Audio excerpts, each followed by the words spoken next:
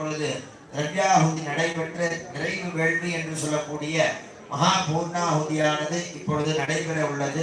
முதலாம் கால மகா பூர்ணாகுதி அனைத்து பக்த பெருந்தகைகளும் எழுந்து நின்று கொண்டு மகா பூர்ணாகுதியினை தரிசனம் செய்யுமாறு கேட்டுக் கொள்ளப்படுகிறார்கள்.